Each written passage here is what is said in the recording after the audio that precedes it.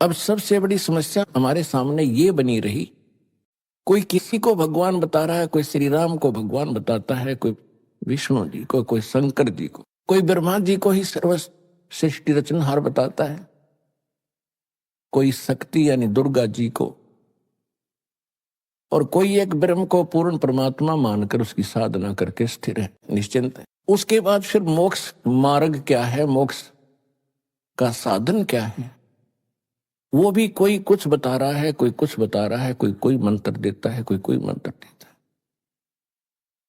है। जब तक हमें तत्व ज्ञान नहीं था तो हम यही मान लेते थे कि साधु संत भगवान से परिचित है, और उन्होंने एक सिद्धांत हमें गलत दे रखा था कि गुरु जो है कुछ भी जाप दे दे, कोई भी मंत्र बतावे, साधना बताए, उसी से मोक्ष हो जाएगा। अब हमें पता चला कि जैसे हमने किक्कर काटनी है, बबूल या जंडी काटनी है, और उस जंडी काटने के लिए किसी ने लकड़ का घन दे रखा हो और लकड़ की कुहाड़ी दे रखी हो, उससे वह जंडी कटे नहीं। जंडी कटेगी लोहे की आरी से और लोहे के साधन से, यानी लोहे की ही उससे काटनी पड़ेगी वह। तो ये है उसका तरीका जंडी के काटने का, या तो आरी हो या कुहाड़ी हो, कति पैनी वह कटे लोहे की। तो इसी प्रकार परमात्मा के पाने का जो विशेष साधन है वो ही तरीका अपनाना पड़ेगा। और वो कहां प्रमाणित है, उसके लिए सबसे पहले हमारे सदग्रंथ प्रमाणित है। हमारे सदग्रंथों में जो मार्ग लिखा है वो गॉड गिवन है, परमात्मा का दिया हुआ है, और परमात्मा ने जो ज्ञान दिया वो सत्य है। बाकी अन्य जीव की ऋषि जो है, ऋषि है ब्रह्मा विष्णु महेश हैं, ये जीव संज्ञा के अंदर है। इनका जो अनुभव है यदि भगवान के उस दिए हुए ज्ञान से नहीं मेल खाता है तो वो ज्ञान व्यर्थ है, वो सही नहीं है। अब सबसे पहले तो ये निर्णय करना पड़ेगा कि वो सदग्रंथ कौन से हैं। अब सबसे पहले एक नंबर का ग्रंथ है सूक्ष्म वेद, जिसको सूक्ष्म वेद भी कहते हैं, जिसको तत्व ज्ञान भी कहते हैं। वो तो है ऑल इन वन, यानी उसमें तो कंप्लीट स्पिरिचुअल नॉलेज है। लेकिन सूक्ष्म वेद आपने सुना नहीं और कभी देखा नहीं तो ये इस पर अविश्वास होता है।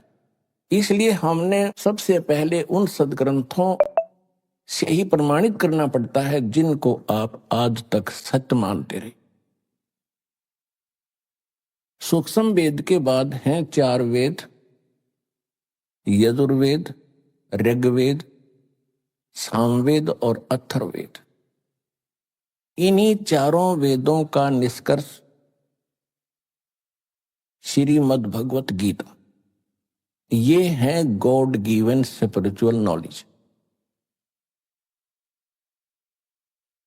और ये किसने ज्ञान दिया था, ये पूर्ण परमात्मा ने, सत्य पुरुष ने, अमर पुरुष ने, जब ये सृष्टि काल की रची थी उसी समय परमात्मा ने अपने सतलोक से इस काल के कंप्यूटर में, ब्रह्म के सरपुरुष के अंतःकरण में ये कंप्लीट स्पिरिचुअल नॉलेज, ये सूक्ष्म वेद फीड कर दिया था, फैक्स कर दिया था, उसका निर्धारित समय रख दिया था। उसके बाद ये सृष्टि रची गई, ब्रह्मा विष्णु शिव जी का जन्म हो चुका था। तो उस समय सरपुरुष के श्वासों के द्वारा ये 4 वेद बाहर प्रकट हो गए। अपने आत्माओं, आज से 50 वर्ष पहले ये बातें चलती थी तो अविश्वसनीय थी कि ये कैसे हो सकता, अब इतने मोटे कागज अंदर से एक सांस के द्वारा बाहर कैसे आ गए, और वहां सतलोक से यहां कैसे आ गए। तो अब परमात्मा ने पहले आपको ऐसी साइंस दी, और जो साइंस आपकी भौतिक साइंस है, परमात्मा की साइंस इससे भी कई गुना सूक्ष्म और एक्यूरेट है, एफिशिएंट है। अब जैसे आजकल तो बहुत सिस्टम हो गए, पूरे के पूरे ग्रंथ कंप्यूटर में डाउनलोड कर देते हैं 1000 किलोमीटर दूर एक वायर के माध्यम से, पतली सी वायर के माध्यम से, और वायरलेस सिस्टम में हो गया, वहां पहुंच जाते हैं, हवा में पहुंच जाते हैं, हवा से फिर वहां आकर दूसरे के कंप्यूटर में डाउनलोड कर लो, नो के नो प्रिंट हो जाते हैं। ठीक इसी प्रकार परमात्मा की जो आध्यात्मिक साइंस है, इस भौतिक साइंस से असंख्य गुना ज्यादा शक्तिशाली और एफिशिएंट है। ये कंप्लीट स्पिरिचुअल नॉलेज बाहर आकर के और बहुत सुंदर पेपर के ऊपर प्रिंट हो गया, और वो ऐसा पेपर, ऐसी इंक समुद्र में भी वो खराब नहीं हो रही थी। जब उसने निकाल कर देखा उन कंप्लीट स्पिरिचुअल नॉलेज को, उसके अंदर काल ने देखा कि इसमें तो सारी पोल खोल रखी है मेरी, और पूर्ण परमात्मा की जानकारी दे रखी है। यदि इन प्राणियों को उस परमेश्वर का ज्ञान हो गया, ये सभी भाग जाएंगे। इसने हमारे को मूर्ख बना के, अज्ञानी बना के और विवश करके हमारे को रोक रखा है अपने खाने के लिए।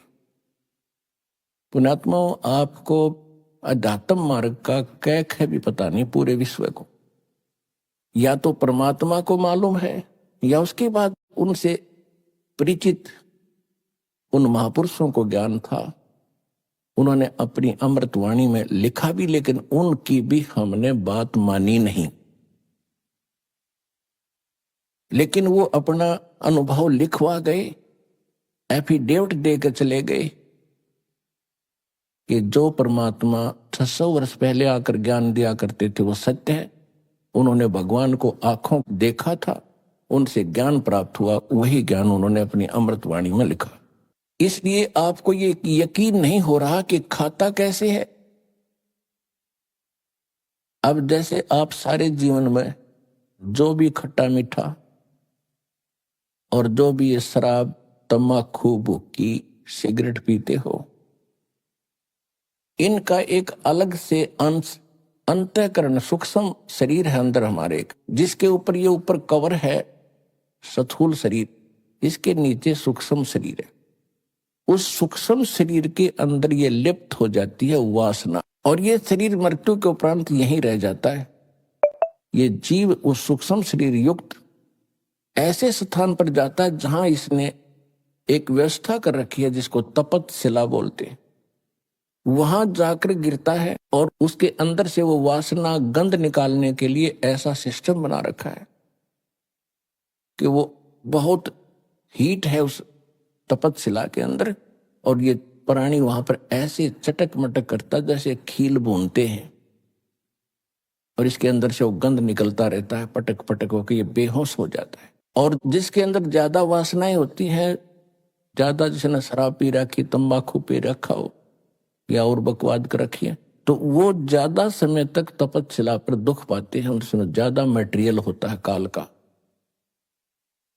उसके बाद फिर वहां से उनको फेंक दिया जाता है अपने कर्मानुसार। वो कहीं जाओ, कोई गधा बनो, कुत्ता बनो, सुअर बनो, चाहे राजा बनो, चाहे देवता बनो, वो बाद की बातें। अब जैसे बादाम ऊपर से खाने का नहीं है, उसके अंदर गिरी है।